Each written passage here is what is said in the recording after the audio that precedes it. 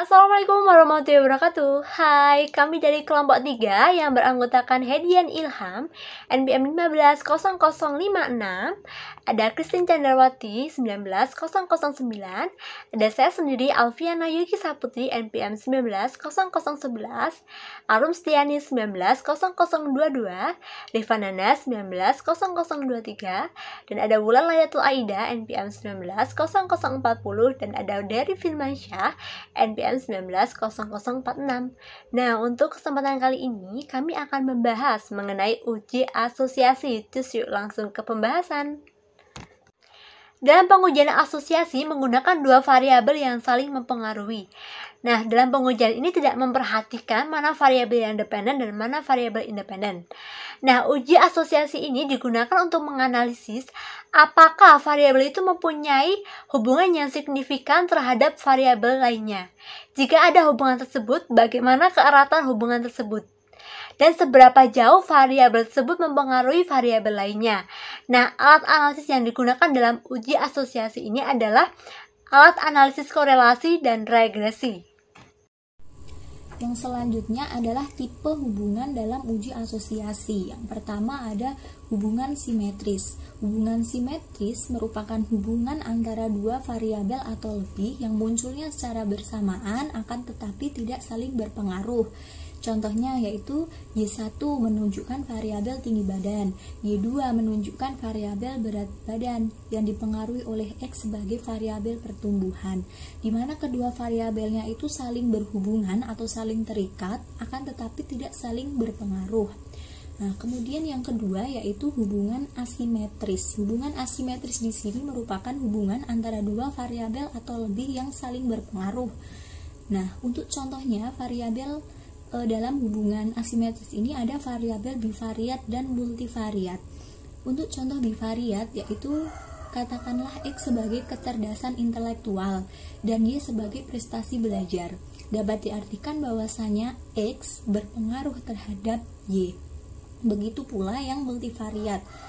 Hanya saja variabel X-nya lebih banyak, yaitu katakanlah X1 sebagai kecerdasan intelektual, X2 kecerdasan emosional, dan X3 menunjukkan motivasi belajar yang berpengaruh terhadap Y, yaitu prestasi belajar. Dapat diartikan ketiga variabel X-nya berpengaruh terhadap variabel Y. Nah, yang ketiga yaitu hubungan interaktif atau hubungan timbal balik.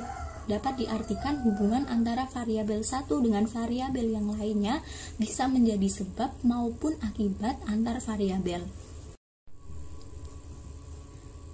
Contohnya, X menunjukkan variabel rasa percaya diri dalam belajar, kemudian Y menunjukkan variabel prestasi belajar, di mana dapat diartikan apabila seseorang yang memiliki rasa percaya diri akan belajarnya tinggi, maka suatu saat prestasi belajarnya juga akan tinggi.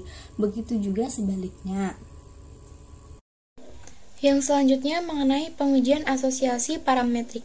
Pengujian parametrik merupakan teknik pengujian data dalam statistik yang berguna untuk menguji hipotesis dengan melibatkan parameter populasi, di mana uji parametrik ini hanya dapat digunakan jika asumsi analisis data yang akan diuji sudah terpenuhi, di mana pengujian parametrik dapat dilakukan dengan menggunakan data interval atau rasio, dan harus memenuhi asumsi sebagai berikut. Yang pertama, hubungan dua buah variabel harus linear, yaitu memiliki variabel dependen dan variabel independen. Yang kedua, mempunyai distribusi normal bivariat atau bivariate normal distribution, yaitu kedua data diambil secara random dari populasi dan keduanya secara bersama-sama mempunyai distribusi yang normal. Kemudian yang selanjutnya adalah pengujian asosiasi parametrik. Pengujian ini menggunakan data interval atau rasio dan harus memenuhi asumsi sebagai berikut. Yang pertama adalah hubungan dua variabel harus linear, dan yang kedua mempunyai distribusi normal bivariat, yaitu kedua data diambil secara random dari populasi dan keduanya harus bersamaan mempunyai distribusi normal. Kemudian pengujian asosiasi parametrik.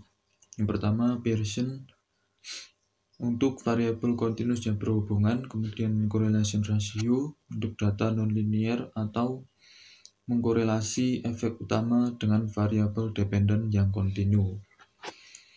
Kemudian biserial atau keterangannya adalah asosiasi variabel kontinu dengan variabel dikotomi dengan asumsi keduanya berdistribusi normal. Kemudian partial correlation melibatkan 3 variabel.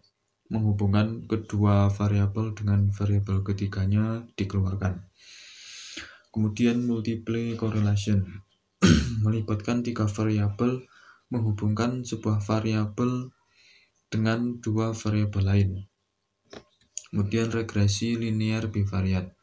Regresi linear dengan 2 variabel, sebuah dependen dan sebuah independen. Kemudian yang dimaksud dengan Pearson adalah teknik ini digunakan untuk mencari hubungan dan membuktikan hipotesis hubungan 2 variabel bila kedua data variabel berbentuk interval atau rasio.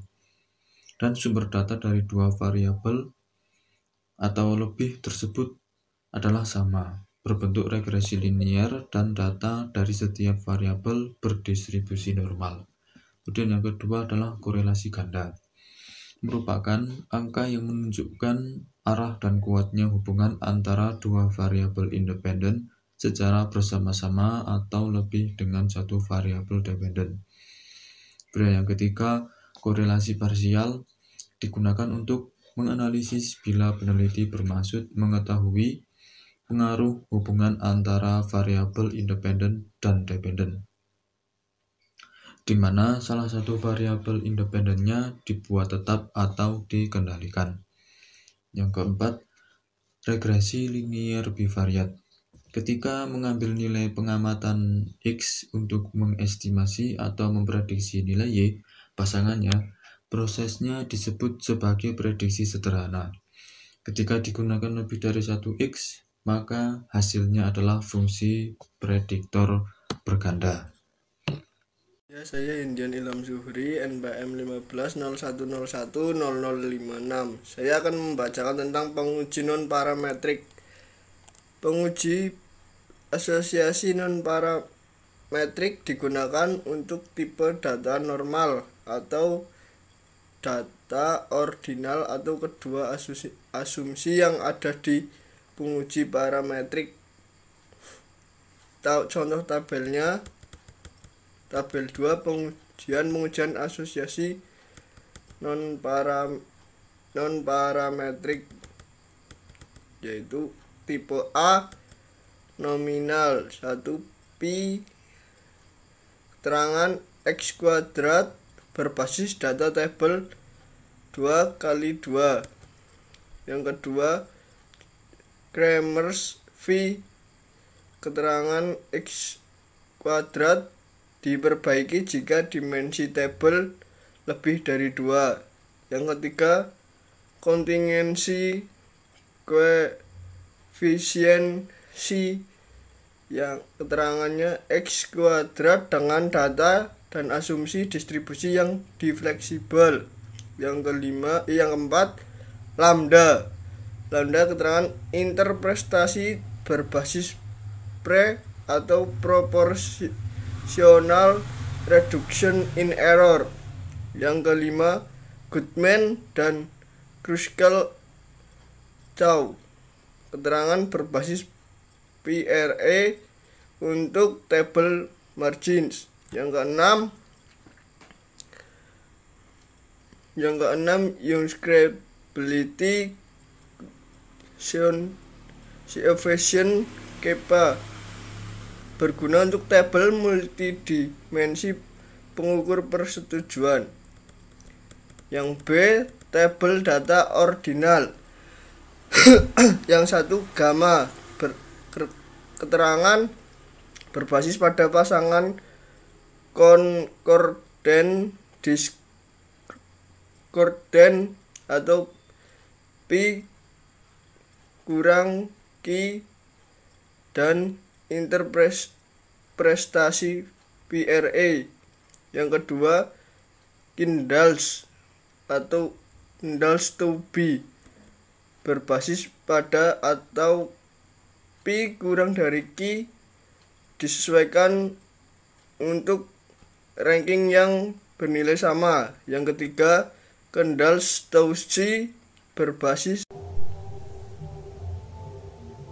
Selanjutnya yang pertama, koefisien kontingensi. Koefisien kontingensi digunakan untuk menghitung hubungan antar variabel bila datanya berbentuk nominal.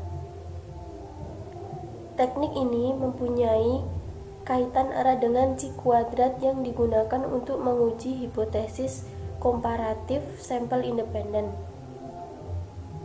Oleh karena itu, rumus yang digunakan mengandung nilai C kuadrat. Yang kedua, Cramer's V, yaitu modifikasi dari Pi untuk ukuran tabel yang lebih besar dan memiliki kisaran nilai sampai 1,0 untuk sembarang bentuk tabel. Cramer's dihitung dengan V sama dengan akar X pangkat 2 per N kurung buka K kurangi 1 kurung tutup. Yang ketiga, gamma. Gamma dari Goodman dan Kruskal ialah statistik yang membandingkan pasangan konkorden dan diskorden, kemudian membakukan hasilnya dengan memaksimalkan nilai proporsional atau PKP, Proportional Reduction of Error atau PRE, yang hubungan erat dengan apa yang sudah kita ketahui ukuran nominal PKP. Gamma didefinisikan sebagai R sama dengan P kurangi Q per P plus Q. Slide yang berikutnya yaitu melanjutkan pembahasan dari slide yang sebelumnya, pengujian asosiasi non-parametrik. Yang keempat, korelasi Spearman length. Kalau pada produk momen, sumber data untuk variabel yang akan dikorelasikan adalah sama. Data yang dikorelasikan adalah data interval atau rasio, serta data dari kedua variabel masing-masing membentuk distribusi normal. Maka dalam korelasi Spearman length, sumber data untuk kedua variabel yang akan dikonversasikan dapat berasal dari sumber yang tidak sama. Yang kelima, ada korelasi kendal tahu. Korelasi kendal tahu dapat digunakan untuk mencari hubungan dan menguji hipotesis antara dua variabel atau lebih. Korelasi kendal tahu dapat dibagi menjadi dua, yaitu statistik tahu B kendal dan statistik tahu C kendal. Yang pertama, statistik tahu B kendal adalah perbaikan gamma yang mempertimbangkan pasangan senilai.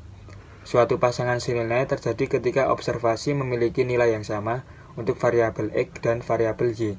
Untuk ukuran sampel tertentu, statistik tahu B tidak memiliki interpretasi PKP, tetapi menyajikan jangkauan nilai dari min 1 hingga plus 1,0. Yang berikutnya, statistik tahu C kendal adalah penyesuaian lainnya untuk hubungan P kurangi Q dari persamaan gamma. Pendekatan ini terhadap asosiasi ordinal adalah cocok untuk tabel sembarang ukuran. Yang keenam atau yang terakhir, statistik desomer. Kegunaan statistik ini berasal dari kemampuannya yang dapat mengkompensasi nilai ranking yang sama dan menyesuaikan arah variabel terikat. Seperti yang sebelumnya, koefisien simetris memperhitungkan secara sama variabel baris dan variabel kolom. Sekian presentasi dari kelompok kami. Jika ada kurang lebihnya kami mohon maaf. Billahi taufik wal hidayah. Wassalamualaikum warahmatullahi wabarakatuh.